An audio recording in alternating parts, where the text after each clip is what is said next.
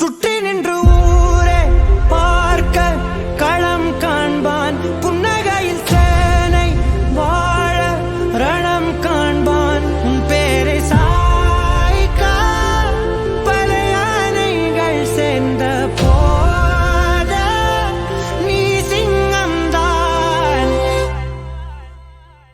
அந்த ஆகாயம் போதாத பறவை ஒன்று நதி கண்ணாடி பார்த்து மனம் நிறைந்தது இன்று.